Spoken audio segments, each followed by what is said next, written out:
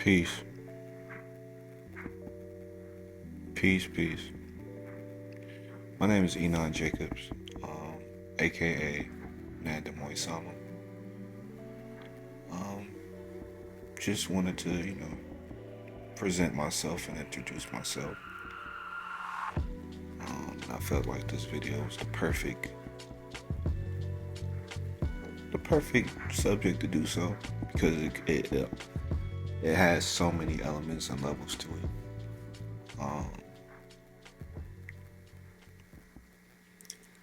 Within this video contains I would say every year I've been making beats. So I've been making beats for 15 years. So every year I've been making beats. A beat from that year is in it, damn near. So every era, you know what I mean? Damn near every year. So this is 15 years of beats. Compiled or compulated or I love the what's my one word, my favorite word.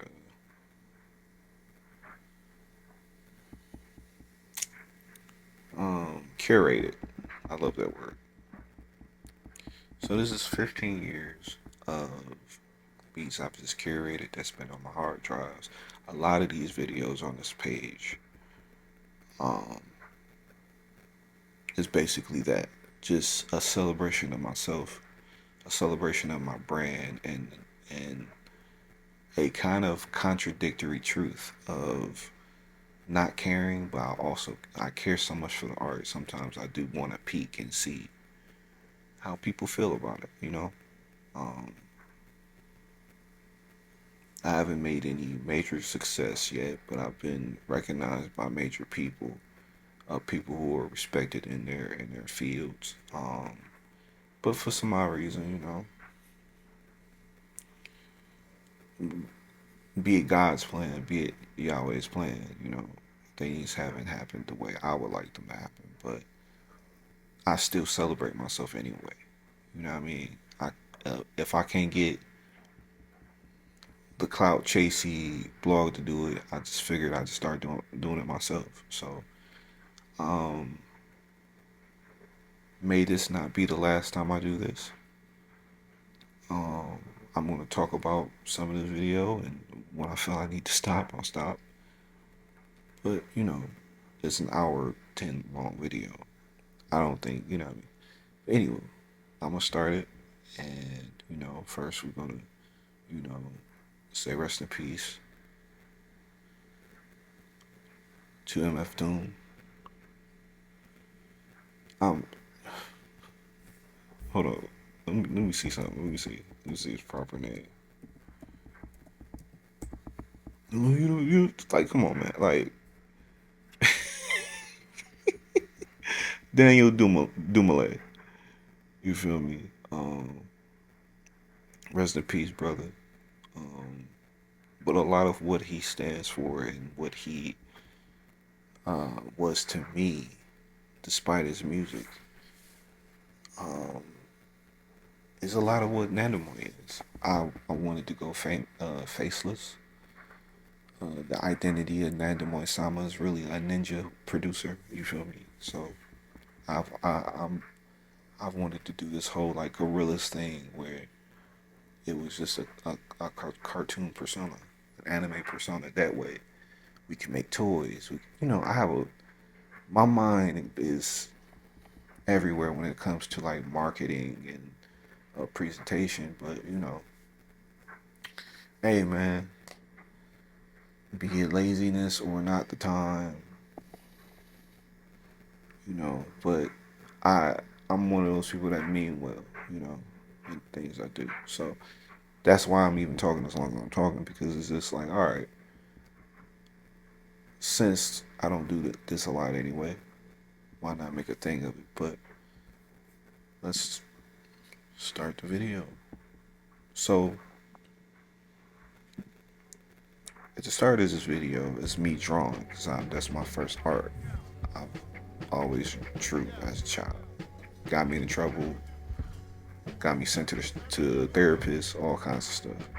So I wanted to show that like at the forefront of this, I'm an artist. I am a painter. I am a drawer. I'm a sketch artist. I'm those things. Music is my medium though, and MF Doom is my subject. So not only is it celebrating MF Doom, but it's a way of like saying like, all right, if I made an album for MF Doom, what would it sound like? And I just basically, curated all the beats that I made over 15 years and playlisted them. And that's what, again, a lot of these videos are. They're playlists or moods or setting pieces or hidden albums or, you know what I mean, that type of stuff. So I'm a conceptualist at heart. For this second beat that's playing right now, I made this probably like it's probably my third year making beats, and this is when I was getting good. I was chopping beats in a very interesting way. I used FL Studio, and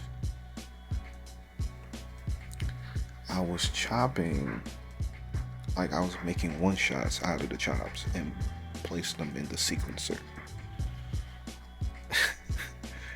Like you can chop on the playlist, or you could use Fruity Slicer. But at the time when I first made this, I was chopping them in the sequencer.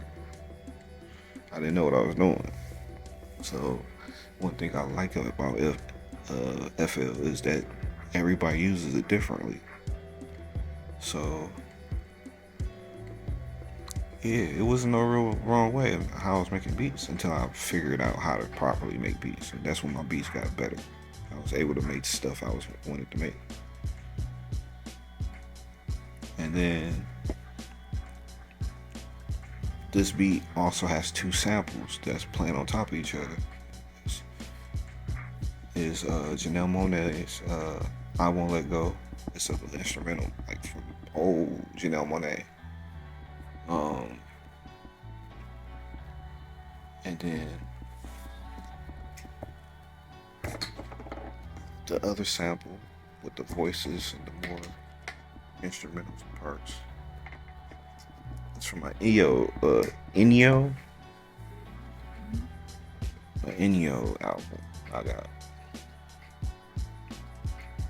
I'll say the rest of the name in a minute. But yeah, I was making this in University Heights in Cleveland. This beat, I made this in Chicago. This is when I first started getting good. So this is year 2. Year 1, year 2, I made this. Still, chopping in the sequencer. I remember somebody being so mad when they saw that, and I didn't understand. And then when I see it now, it makes me mad because like this is so unnecessary. And what I would do is basically I would just take chops and whatever sounds good together. That's what we got. So yeah, music for cinema. Ennio Morricone for that first one. So Janelle Monáe and Ennio, sandwich those babies together. That.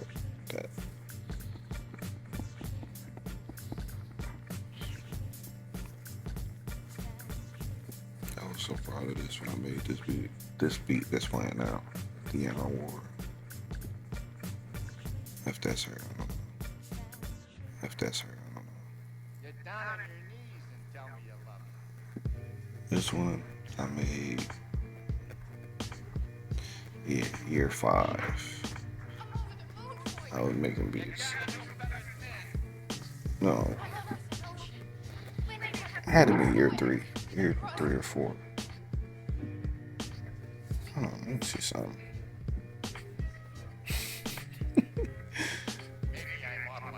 I like doing a lot of research, but um, before I was using this particular name, I was going by ENON, ENON, as an acronym, either now or never. And I have other beat tapes and stuff like that that's out on Bandcamp, and yeah, it's been a long journey with me making beats.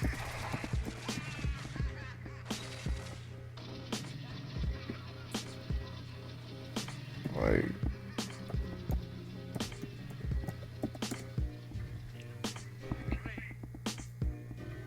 been in so many communities,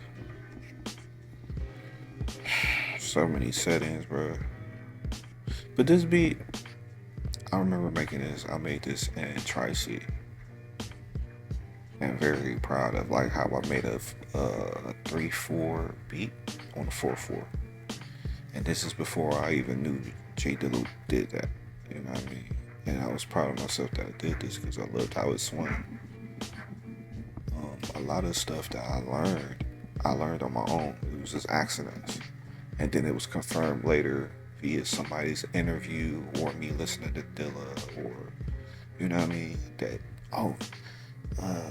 they use low pass to get the bass out of samples and stuff like that. I was just trying shit. I didn't really know, you feel me? I just heard, I was trying to make like a Drake beat and trying to replicate that sound. And came upon that, like, oh well, shit. If I'm doing this, I might as well just pull the slider all the way down and just take the bass from the sample, put some distortion on it, and come to find out that was an actual technique. So, a lot of stuff I learned on my own, or in heat of competition, because I've had people I made beats with. I wasn't much of a collaborator. I hated that. Collab, bro, like, no. But I started getting past that at some point. This beat, I made this year 3. This is the same year I made it. This was for a beat tape where I was paying homage for J Dilla and basically swearing off making Dilla beats for not forever, but for a bit, because when I started discovering Dilla, this is when everybody else started discovering Dilla. Like the second wave of people, not the people who's already an okay player. I'm talking about like it's like certain shit happened. I'm starting to realize happened to black people at certain stages of their life. So when I was in trade school,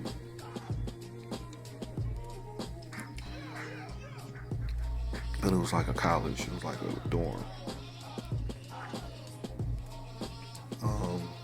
This is like when I got into music. That's when I started getting into music. When I started making music, that's when I started like exploring more. Started discovering Dilla and Flying Lotus and Wale, J. Cole, Drake. Like I was on these people way before people was on these people. You feel me? So I can be like, I was there when, you feel me? So certain moments, like the unreleased Kendrick and J. Cole song. Like in retrospect, that song is not really. It's a dated song. Some people get mad at that, but this is around that time when I made this, and I got tired of making like Dilla type beats. So, and then at this point, it's like I had got it down back to the point where I was okay with it. And I started going to like my own, doing my own thing. So that's why I have like beat tapes where I'm exploring other ways of making beats, other swings.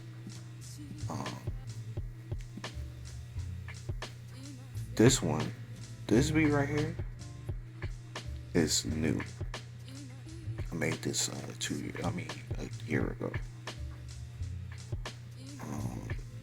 And you was one of them things where it was very simple, but I was proud of the fact of like I did it. Um, certain techniques and sampling in certain sounds you hear over time and you be like, I want to do that. I get so happy when I'm able to do a sound like I wanted to beat that sound like this. It has a very like a waiting quality to it. Like it will be a bump or background music to an anime, or like somebody talking. Or, I don't know. It's like it gives me them dope ass vibes. Like this one I made here too. This beat was I had to prove somebody about my chopping skills. Cause they chopped this beat. I mean, they chopped the sample, and it was like, I don't know how you gonna be able to chop. And I did this. She stopped talking to me.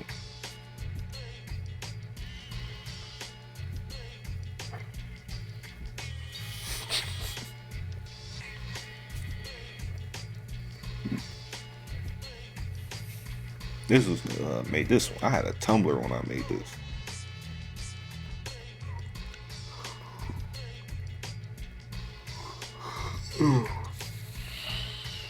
Mm-mm-mm. Like I love all my music. I love my beats, man.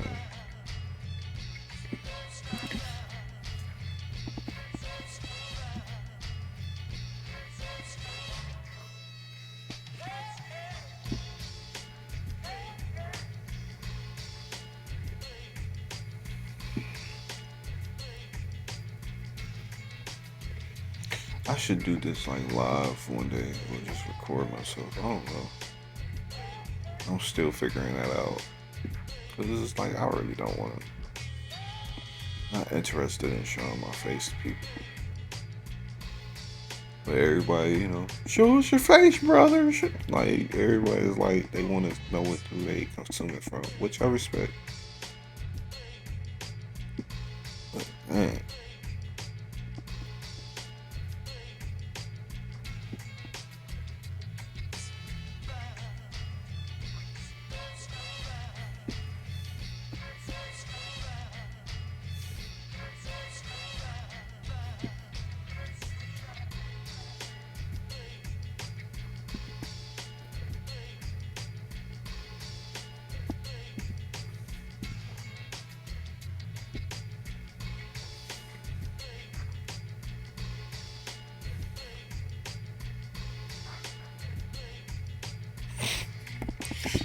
Hey,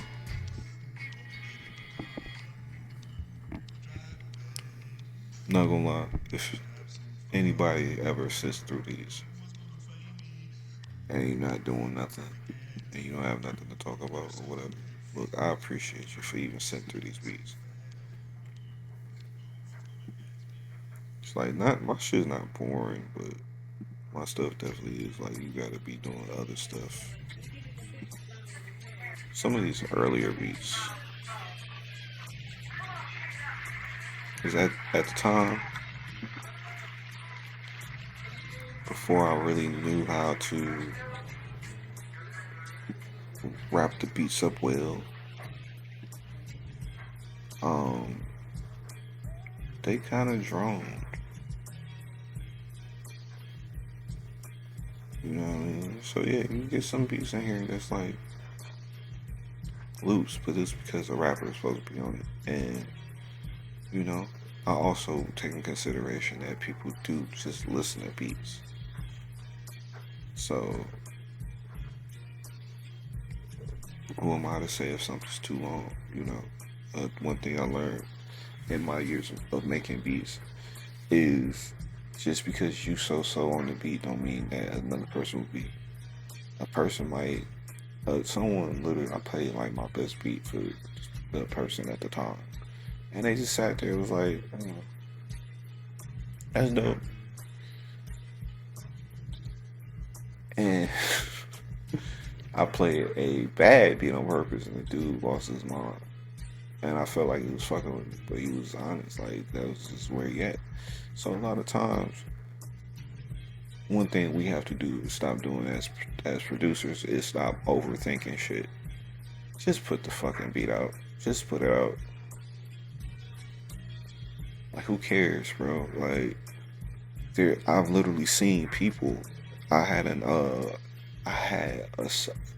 bookmark of like legit bad producers, like people who were making bad beats, who had tone deaf and everything, and I would check back and check in and see their progression and see if they get good, or because I never understood that I was never bad at making beats. Like when I started making beats, I was good right away. I still have my first beat. I think, yeah, one of my first beats is in this current. So go on and cry. I made that. That was year one. And how I made that beat was, it was horrible because luckily, I guess the tempo of the song was already in the 70s, but I didn't know nothing about the the BPM. I didn't know how you change the tempo. I knew nothing about tempo. I knew nothing about like drum selection. None of that. All I know, I had a bunch of packs that I downloaded from like Threads and shit like that. Once I got it, that's a whole story too. How I got FL Studio and all that. But this is interesting too. How I made this beat. This beat was a dare or like a challenge, because the person I was with making the beat didn't understand like why I chose the samples I chose. Like I always chose like different samples. And he was like, "Yo, why are you listening to Indian music? I'm looking for different samples." And mind you, again, I'm taking the mindset from like Dilla and all that type of stuff. So like Madlib. So I'm thinking about Madlib when I made this. This is around when I was getting into Madlib.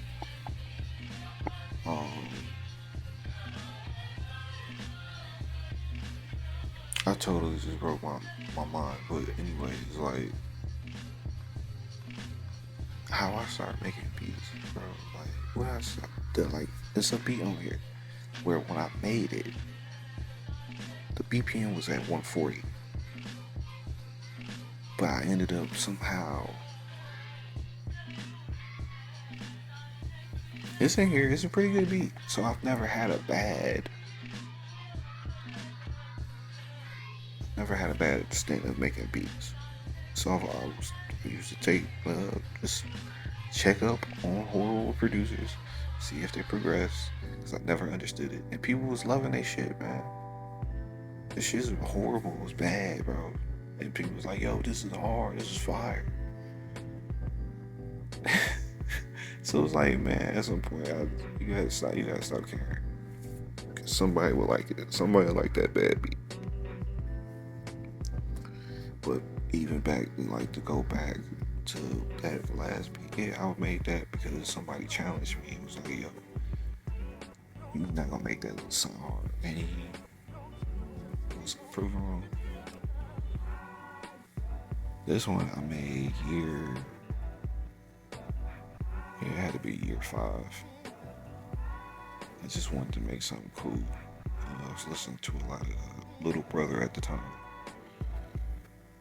And I just wanted to make something that's like sound like something Fonte would rap on. Like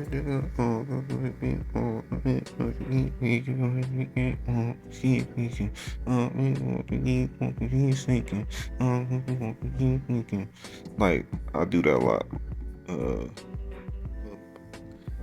Freestyle melody, people like when I'm rapping. That's how I know. Like if you can freestyle it and do something, like you in a good place. And that was later confirmed by somebody famous. Like, yo, if you can freestyle over it, it's already a good beat. You know what I mean? If you can't, so if I can emulate an artist I listen to over it, 9 times out of 10 is in a good place. You know what I mean? It's now learning when to stop. You know what I mean? It's learning when to stop giving the baddie, you know what I mean, the good deed, when to stop, when it's time to clock out. You feel me? You can't just be. Anyway, this one, I learned phase canceling, um, and I was able to get the lead vocals out with the stereo plugin I have found. This is while working on Windows. So back then, you could just find anything for Windows and it might work, or it might fuck your computer up. And luckily, this one, it wasn't bad. So it was, I was able to phase her out, and I just had a verse, and it was for my little pseudo album that I wanted to make. I wanted to rap, and it just never panned out.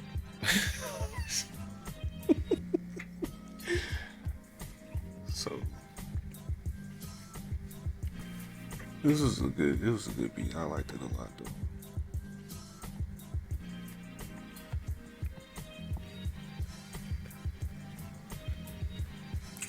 What made me start? You know what? What made me start making beats? I was rapping at first, and basically somebody who gave me advice. I wouldn't even say he mentored me, because you have to have a relationship for that. We was cool, and he basically gave me advice. Was like, if you don't start rapping, produce for yourself. Because can't nobody produce for you like how you produce for you. No one can capture your emotion like how you can. You feel me? So I took his advice, and I took that pirated copy CD of FL Studio and made history. You feel me? I've since bought my FL, but a lot of people who use FL got it pirated, bro.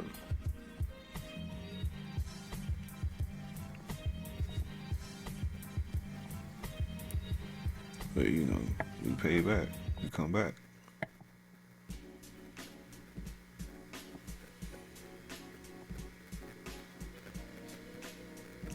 What I like most about producing, yeah, I get to create. I love that I'm able to just take music, other music, sampling, notes, whatever, and I can make it. I can make a tapestry. I can make an audio representation of art. You know what I mean? Do what a Basquiat did. Do what even a Banksy did, or Banksy. Do what a Murakami does. You feel me? With audio, and that's what I feel like I do.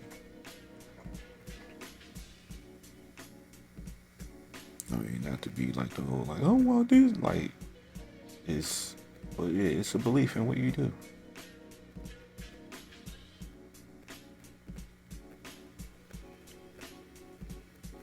I'm very proud of my music. Like, despite what I feel like it should be, is, I'm very good at what I do. Good morning.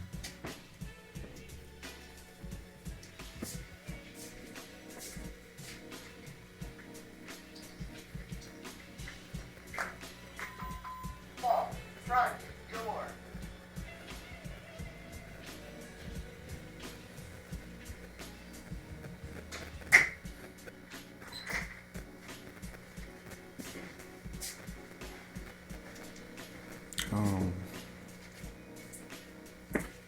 I wanted to do,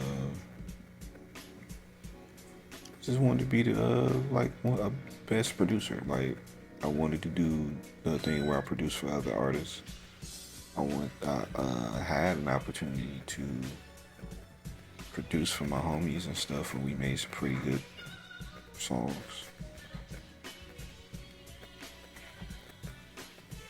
I've gotten my versions of like they weren't bad. Like, dudes I was working with, like even my cousin, like it was all dope. So it was like, I already had my J Cole because my cousin was a lot like how a J Cole would be. He was his own dude, but you know, they had similar narratives. Um, I got a chance to work with Kendrick Lamar, but it wasn't Kendrick. It was my other homie who had a lot of similar elements of Kendrick Lamar. You feel me? So, and these dudes already had this stuff before. Like, it's not like they was copying. It was just, you know, everybody knows somebody who's like, they was doing that thing and then a person got famous for it. It's like that. So, um,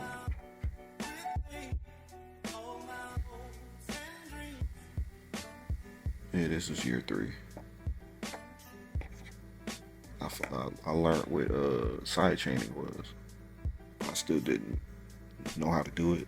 So what I would do is just pump the kicks real hard. And then I got that. But yeah, my aspirations as a producer was I wanted to produce for Jay-Z, and get a Grammy. Produce for Kanye West. Like make a whole album Kanye West.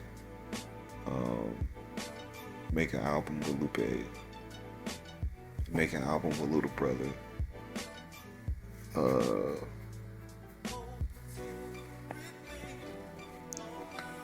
Who else did I want to produce for? Sir, Music Soul Child.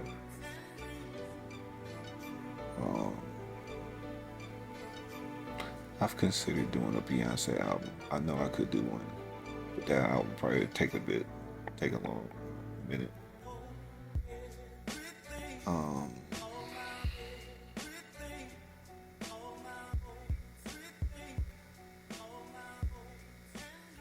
I could see myself doing like a D-Mile and do like a her album. Cause I'm very versatile. Like I don't, you know, a lot of this stuff is showing my range as well. So, like yeah, I can make R&B beats. I can make EDM beats. I can make Afro beats. I can make hip hop beats. I love making hip hop beats. I can make experimental beats. I can make film scores. I can make horror scores. Like, and it'd be tough because when you're around people who don't understand it or care, it make things tough. Or people who vampirize your talents. You feel me? So it's like I've had a lot of that too. And people like, oh man, you the secret weapon, man. And I was like, oh. I've been through a lot with my music, but you know, it's the one thing I know for sure that I can argue with Kanye West about. Like, no, you can't. You can't tell me I can't do it.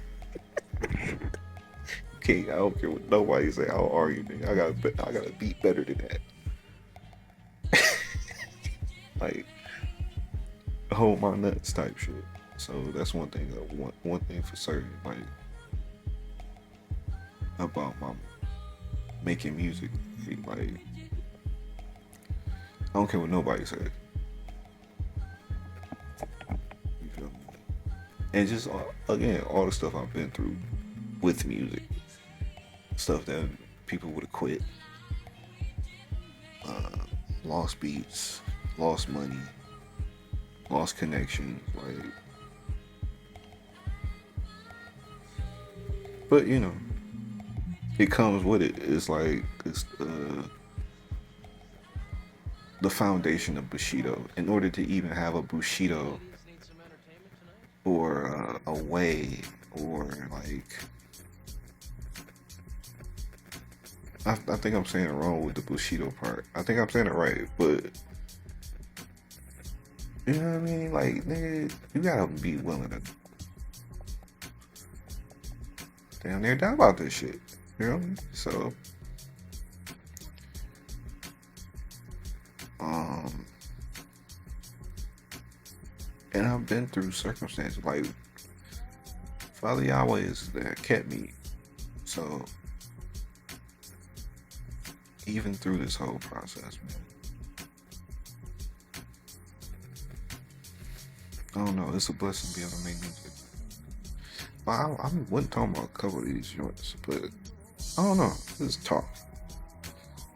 I made this year 4.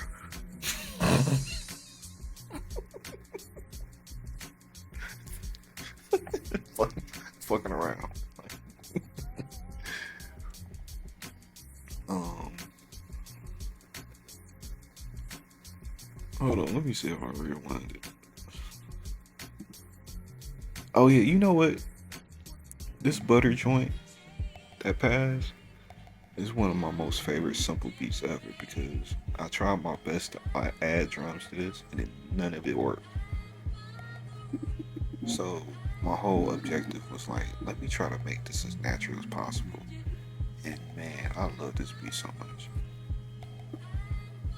I would love to hear like a real rapper over that. Like I had a real rapper over it, but you know, we don't talk about it.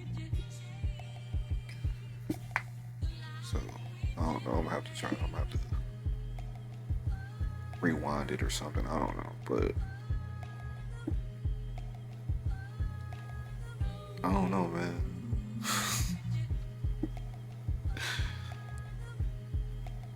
What are some things I've been through making beats?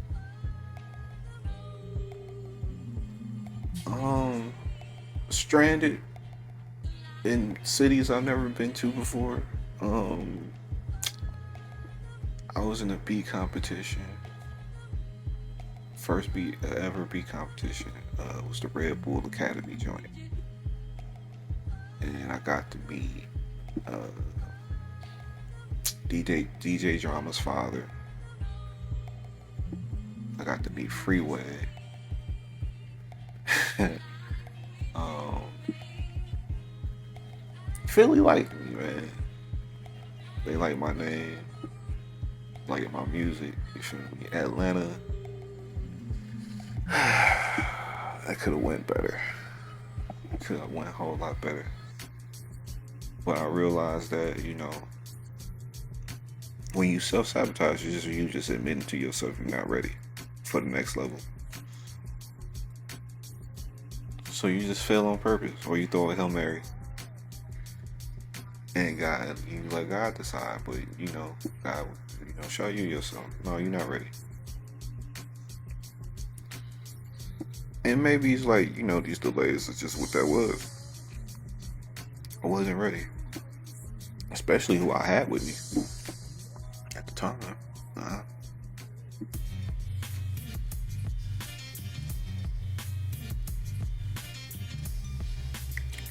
It's like, it's good to have somebody behind you backing you. But you gotta understand, like, why they backing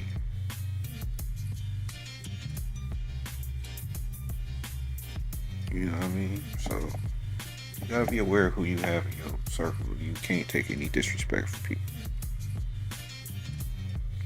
As a man, as a woman, as a person who's trying to be something prestigious, you cannot come into this world of fame, luxury, and all that. A person who say they love you, they disrespect you every day. Where you trying to be a respectable person in this life, and all they do is make you feel less than who you're trying to be, while at the same time building you up. It's a mind fuck. So it's like, don't allow yourself to be in circumstances like that. I made this beat year 1. A lot of the beats you can tell, like, because of how I chop. The more adventurous chops, more spaced out, or you know what I mean, it's like year 3, 4, 5. This is year 1, 2, because these is both of these joints and the Dionne Warwick joint. If you see me walking down the street, that one. These are from my first beat tape. So I'm repurposing a lot of like content because people ain't heard it. And under a different context, it's fresh. You feel me? That's the best thing about an MP3 file. You can copy it. It don't get old. You feel me? So it's like, maybe I'm telling like a bit much, but it's like, some producer is probably gonna watch this and they're gonna be like, man, I don't know what to do. Just do. Have an artistic thought process behind what you're doing. You got a lot of tools that can help you. You ain't gotta bitch and complain about descriptions anymore because you got ChatGPT that can help you with that. I use ChatGPT a lot. I've written 2 books with ChatGPT. I don't care what anybody says. I've accomplished and made 2 books. I have enough original thought to where it's just I'm using it as a tool. It's compensating where I lack. So like the way I write may not be tantalizing to a reader. They want to probably read a traditional sense. So this beat right here, this is the first one in the Eve, one of the first beats I first made. This was month 2. I made this beat. I made this in front of people.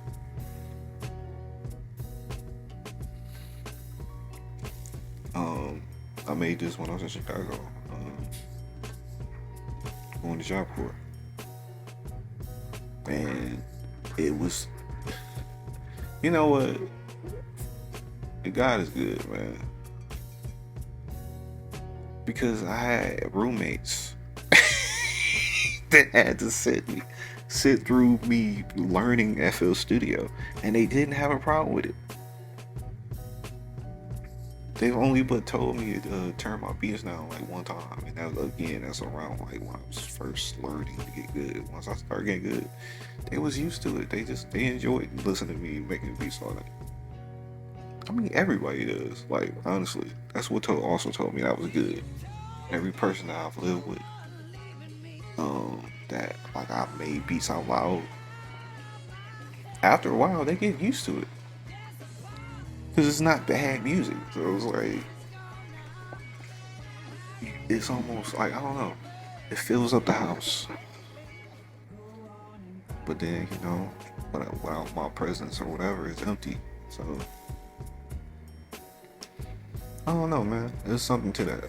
I haven't figured it out yet. But that's one of the things I know for sure, that nobody's ever told me to don't make beats ever again.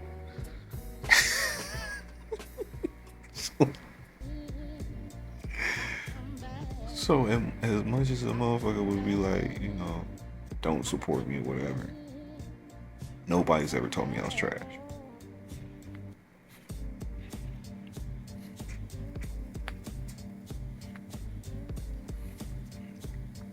So that's a blessing, man. Nobody's ever told me like, I don't know about that. I've told niggas I don't know about that.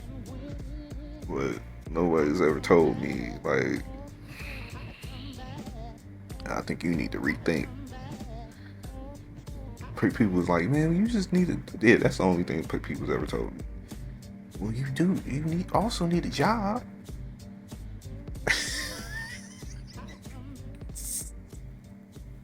This is my job, like, but that's it.